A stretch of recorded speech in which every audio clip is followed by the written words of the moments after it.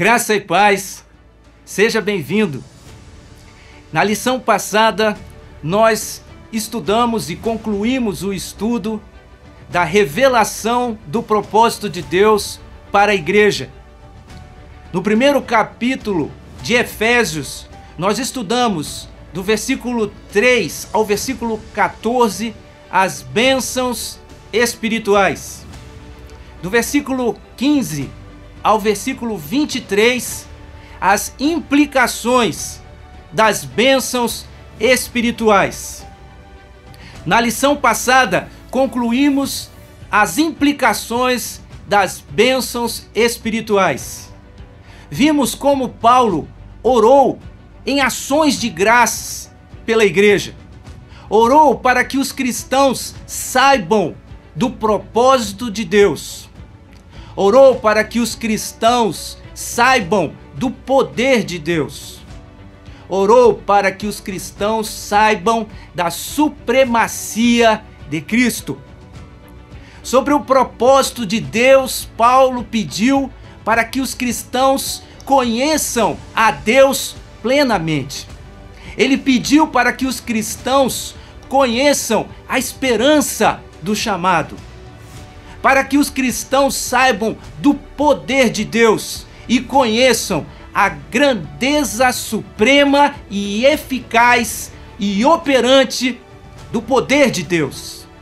Paulo também orou para que os cristãos saibam da supremacia de Cristo, conheçam a autoridade suprema de Jesus Cristo, conheçam a dependência da igreja em Cristo e conheçam a plena presença de Cristo na igreja. Prosseguiremos no nosso estudo agora, estudando a realização do propósito de Deus para a igreja. Agora veremos como Deus coloca em execução o seu plano. Veremos no capítulo 2, do verso 1 ao verso 10, a reconciliação com Deus. Do verso 11 ao verso 22, a reconciliação com o povo de Deus. Do capítulo 3, do verso 1 ao 13, veremos a revelação do mistério de Deus. E do capítulo 3, do verso 14 ao verso 21, a plenitude de Deus.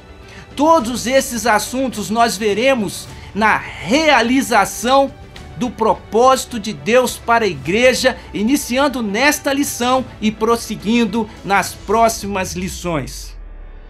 Na lição de hoje, veremos a reconciliação com Deus.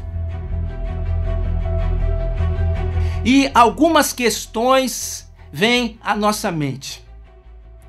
Qual a sua condição diante de Deus? O que direciona o curso da sua vida? O que influencia suas escolhas? Quais as razões para Deus se importar contigo? Quais obras Deus realizou por você? O que é preciso fazer para ser salvo? Em Efésios capítulo 2, verso 1, Paulo diz: Ele nos deu vida, estando vós nos vossos delitos e pecados. Paulo apresenta uma condição em que a humanidade se encontra.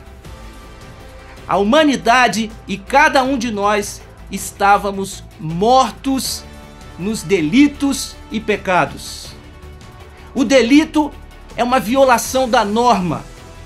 O pecado, um desvio do caminho da justiça. O que Paulo está dizendo é que todos nós nos encontrávamos numa condição de morte. Morte por causa dos nossos delitos e pecados. Efésios capítulo 2, do verso 2 ao verso 3, Paulo vai nos apresentar por que estávamos mortos e o que fazíamos para estarmos andando em delitos e pecados. Paulo vai nos dizer que 3 coisas estavam nos influenciando: o mundo, o diabo e a carne. Inicialmente, em Efésios capítulo 2, verso 2, ele diz: nos quais andastes outrora, segundo o curso deste mundo, nos delitos e pecados que andávamos outrora. E esses delitos e pecados eram segundo o curso deste mundo. E com isso Paulo quer dizer que a primeira influência sobre nossas escolhas e nossas decisões vem do mundo. A lógica desse mundo, a cosmovisão imposta a todos por este mundo. 1 João, capítulo 2, verso 15 e 16 diz: não ameis o mundo, nem o que no mundo há. Se alguém ama o mundo, o amor do Pai não está nele. Porque tudo o que há no mundo, a concupiscência da carne, a concupiscência dos olhos e a soberba da vida, não é do Pai, mas do mundo. Então as Escrituras nos apresentam que a cosmovisão deste mundo é contrária à lei de Deus, aos mandamentos de Deus, à vontade de Deus. Se alguém ama o mundo, o amor do Pai não está nele. Tiago, capítulo 4, versículo 4 diz: adúlteros e adúlteras, não sabeis vós que a amizade do mundo é inimizade contra Deus? Portanto, qualquer que quiser ser amigo do mundo constitui-se inimigo de Deus. Ao chamar de adúlteros e adúlteras, ele fala dos delitos e pecados, das transgressões, da violação das leis de Deus. Qualquer que quiser tornar-se amigo do mundo se torna inimigo de Deus. Portanto, a primeira força de influência sobre as escolhas e sobre um andar que transgride a vontade de Deus vem do mundo. Em Efésios capítulo 2, verso 2, Paulo prossegue: segundo o príncipe das potestades do ar, do espírito que agora atua nos filhos da desobediência. Andávamos outrora nos nossos delitos e pecados, segundo o príncipe das potestades do ar, do espírito que agora atua nos filhos da desobediência. Então Paulo nos apresenta uma segunda origem de influência sobre a maneira de andar que desagrada a Deus. É um andar influenciado pela atuação do príncipe das potestades do ar. Isso sobre os filhos da desobediência. Em 2 Coríntios, capítulo 4, verso 4, veremos que Paulo irá esclarecer um pouco mais este assunto. Nos quais o Deus deste século cegou os entendimentos dos incrédulos, para que lhes não resplandeça a luz do Evangelho, da glória de Cristo, que é a imagem de Deus. O Deus deste século cegou o entendimento dos incrédulos, dos filhos da desobediência. E isto para que estes filhos da desobediência não vejam a luz do Evangelho, que revela a glória de Cristo. E esta glória de Cristo é a imagem do próprio Deus. Portanto, a segunda origem de influência num andar que transgride as leis de Deus vem da ação do diabo sobre os filhos da desobediência.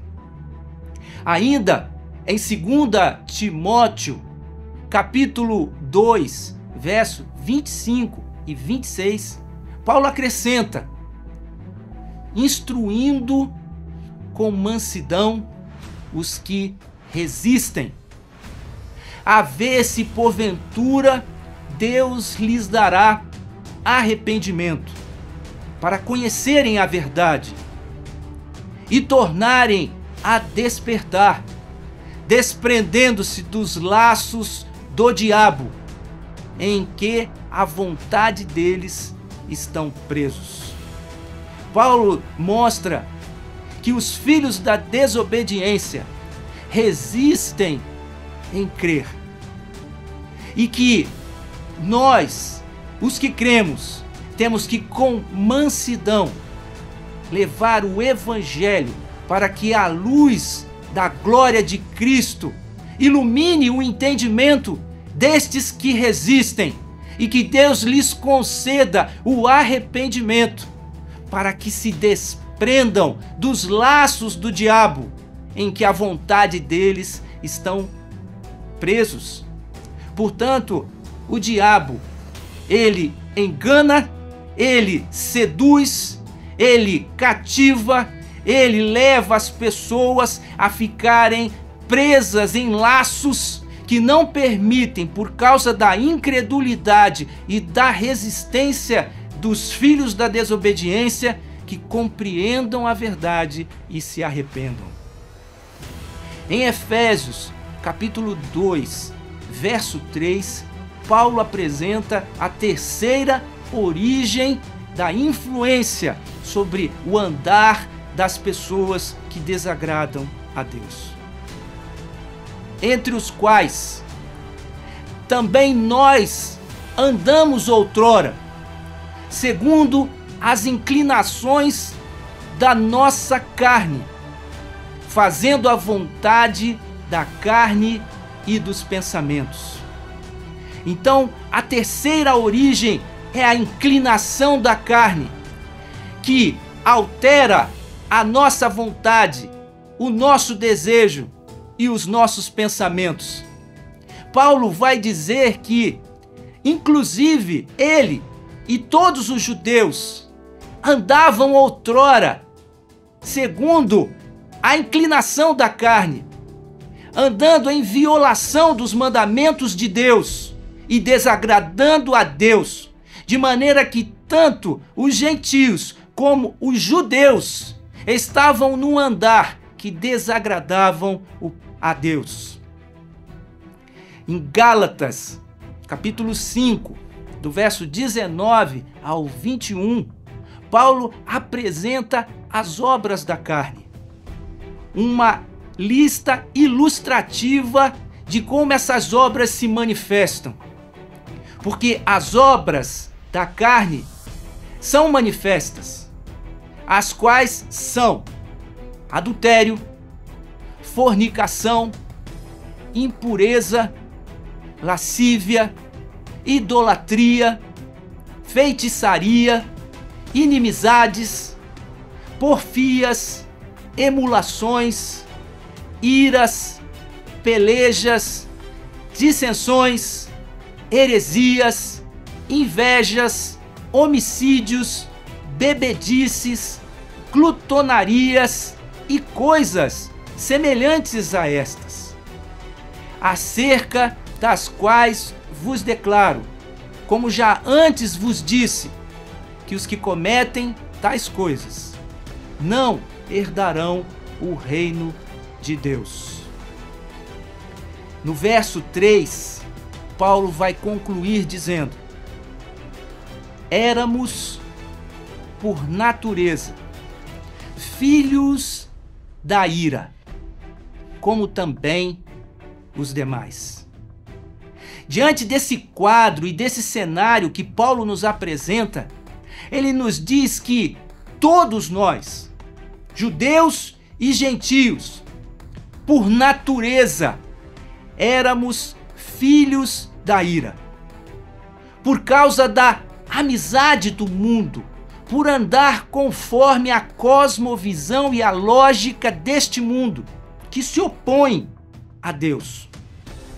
Por causa da cegueira do diabo, que influencia aqueles que resistem para crer na verdade e os conduz presos, enlaçados na sua vontade, para desobedecerem a Deus e transgredirem os seus mandamentos.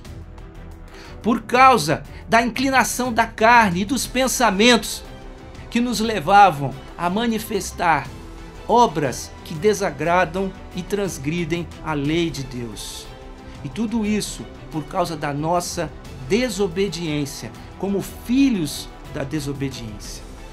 E a conclusão que Paulo chega é que a nossa condição é de filhos da ira. E ao dizer isso, Paulo está dizendo da ira de Deus como o justo juízo de Deus sobre o pecado e sobre todo homem que comete pecado.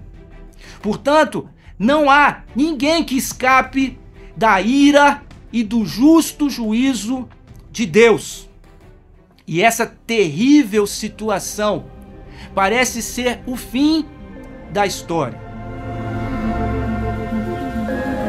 Mas Deus, Paulo vai nos apresentar agora uma mudança grande na apresentação daquela situação, quando ele fala de uma intervenção que Deus irá provocar.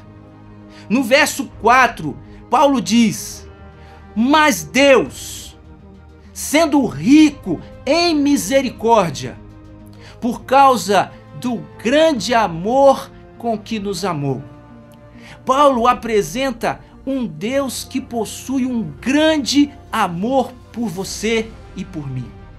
E por causa deste grande amor de Deus, ele nos apresenta a riqueza da sua misericórdia. E a misericórdia significa não dar o merecido.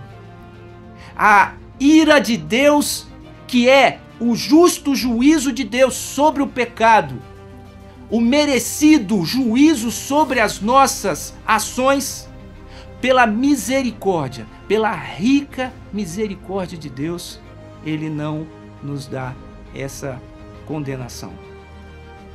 No verso 5, Paulo prossegue dizendo: e estando nós mortos em nossos delitos, nos deu vida juntamente com Cristo. Pela graça sois salvos. Paulo nos apresenta que, ao invés de dar aquilo que merecíamos, a misericórdia de Deus não nos deu o que merecíamos.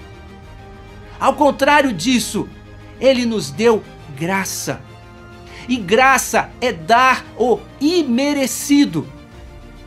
E ele dá esta graça quando ainda estávamos mortos em nossos delitos e pecados.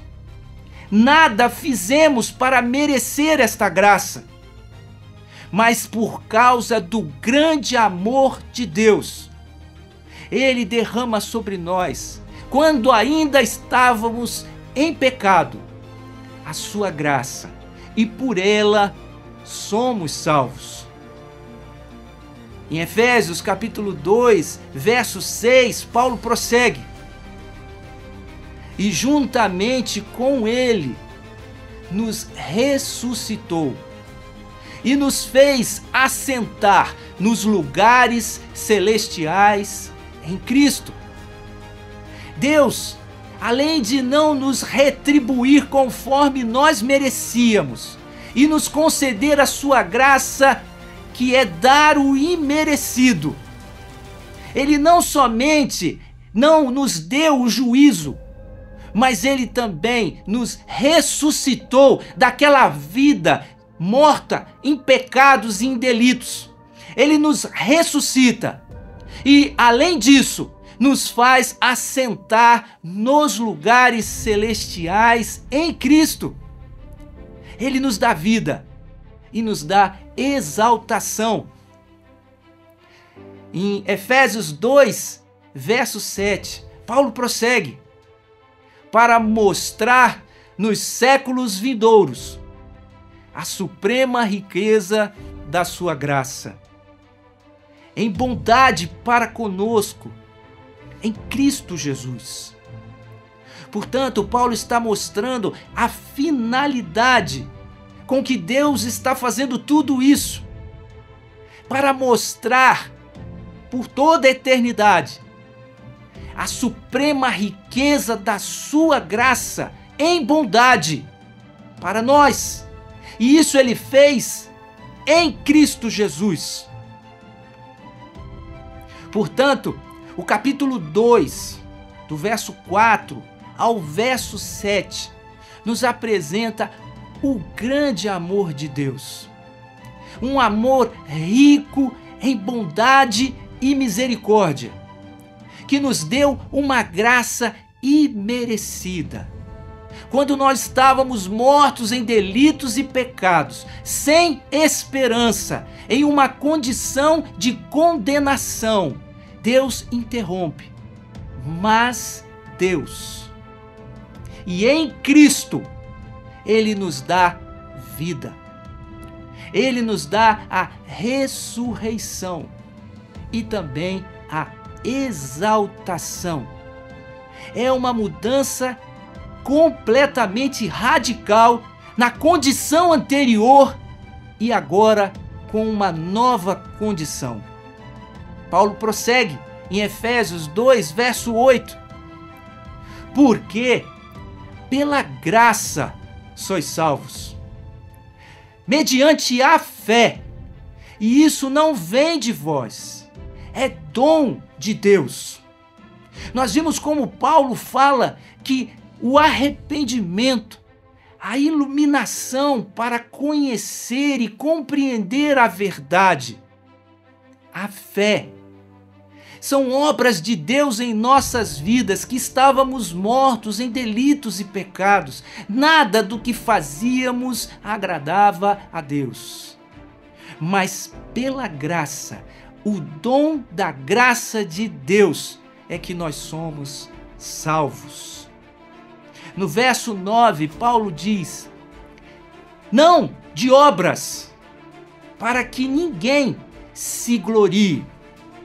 A condição que Paulo descreveu era de que éramos filhos da desobediência, incapazes de fazer a vontade de Deus, andando conforme o curso deste mundo, sendo enganados e em cegueira por causa da atuação de Deus em cima da nossa rebeldia, da nossa desobediência.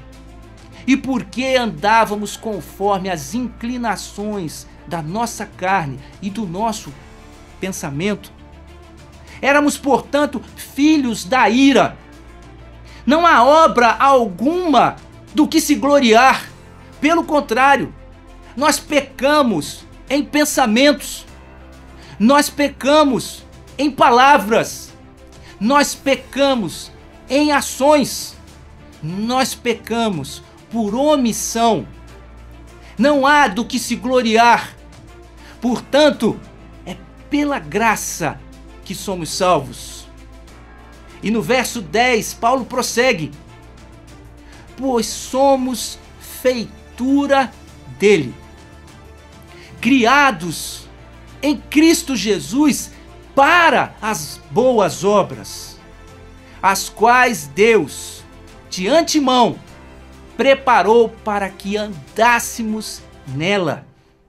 Não somos salvos porque fizemos algo de bom, mas somos salvos para sermos feitura de Cristo, uma nova criatura, criado em Jesus Cristo para produzir boas obras que Deus preparou para que andássemos nela. Portanto, Paulo nos apresenta nesses versículos a situação em que estávamos e como estávamos andando, e como Deus intervém e pelo seu amor e pela sua graça muda a nossa condição. Não há salvação pelas obras. A simples indiferença não resolverá o nosso problema. Podemos tentar tapar os nossos olhos para não ver essa realidade, ou os nossos ouvidos para não ouvirmos aquilo que Paulo está dizendo.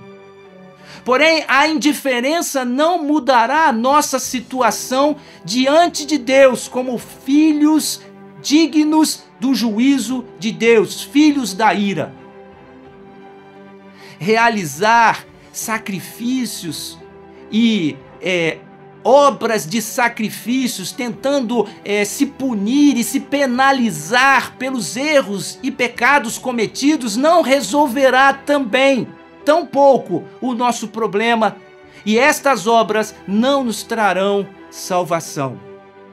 Igualmente, se decidirmos pelas boas obras, pela caridade, por tentarmos viver uma vida aparentemente correta, da mesma forma, não iremos obter a salvação, porque Paulo nos apresenta uma condição em que todos se encontram diante de Deus e que somente pela graça de Deus nós podemos ser salvos. Temos que compreender o significado do pecado, a realidade do pecado, a gravidade do pecado e o custo do pecado. Em Romanos, capítulo 3, verso 23, Paulo fala sobre esta realidade. Pois todos pecaram e carecem da glória de Deus. O pecado é uma realidade e você está incluído. Todos pecaram. Em seguida, nós temos que pensar na gravidade do pecado. Porque o salário do pecado é a morte, diz Romanos capítulo 6, verso 23. O pecado é grave.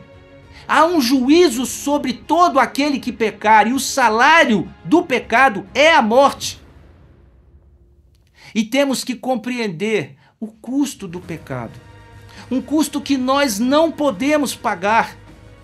Não há condição, não há o que possamos fazer para pagar o custo deste pecado. Em 1 Pedro, capítulo 1, verso 18 e 19, Pedro fala: sabendo que não foi mediante coisas corruptíveis, como prata ou ouro, que fostes resgatados do vosso fútil procedimento que vossos pais vos legaram, mas pelo precioso sangue, como de cordeiro sem defeito e sem mácula, o sangue de Cristo. Esse é o custo do pagamento para a redenção dos nossos pecados. Portanto, nestas passagens de Efésios, capítulo 2, Paulo nos apresenta o nosso andar de outrora. Um andar em desobediência à vontade de Deus, o que nos tornava filhos da ira e do justo juízo de Deus. Paulo também nos apresenta a obra de Deus em Cristo, uma nova criação, que Deus irá operar através de Jesus Cristo, e assim dar-nos a graça para termos uma nova vida. E o nosso andar posterior é um andar em boas obras, como o andar de Jesus Cristo, como feitura de Jesus Cristo, nas boas obras que Deus de antemão nos preparou. Romanos, capítulo 8, verso 6 a 8, nos apresenta muitas lições. Porque a inclinação da carne é morte, mas a inclinação do Espírito é vida e paz. Porquanto a inclinação da carne é inimizade contra Deus, pois não é sujeita à lei de Deus, nem em verdade o pode ser. Portanto, os que estão na carne não podem agradar a Deus. E Paulo prossegue em Romanos 8, do verso 10 ao 11. E se Cristo está em vós, o corpo, na verdade, está morto por causa do pecado, mas o Espírito vive por causa da justiça. E se o Espírito daquele que dentre os mortos ressuscitou a Jesus habita em vós, aquele que dentre os mortos ressuscitou a Cristo, também vivificará os vossos corpos mortais, pelo seu Espírito que em vós habita. Veja que importante o que Paulo está dizendo. E muitos cristãos param na metade deste versículo. Porque se Cristo está em vós, o corpo na verdade está morto por causa do pecado, mas o Espírito vive por causa da justiça. Já fomos justificados e perante Deus nós não temos mais nenhuma condenação. Mas muitos param neste ponto do versículo. E Paulo prossegue. E se o Espírito daquele que dentre os mortos ressuscitou a Jesus habita em vós, aquele que dentre os mortos ressuscitou a Cristo, também vivificará os vossos corpos mortais, pelo seu Espírito que em vós habita. Portanto, não estará o corpo morto em delitos e pecados, mas vivificados pelo Espírito. E prosseguindo Paulo, em Romanos 8, do verso 12 ao 13, ele diz: de maneira que, irmãos, somos devedores, não à carne, para viver segundo a carne. Porque se viverdes segundo a carne, morrereis. Mas se pelo Espírito mortificares as obras do corpo, vivereis. Observe a ação do Espírito Santo em nos vivificar. Ele nos deu vida e nos exaltou e nos fez filhos de Deus para andarmos em boas obras e não para continuarmos numa vida de delitos e pecados. Portanto, nesta lição, estudamos a obra de Deus na reconciliação do homem. Na próxima lição, estaremos estudando a obra de Deus na reconciliação do povo de Deus. Eu espero você lá.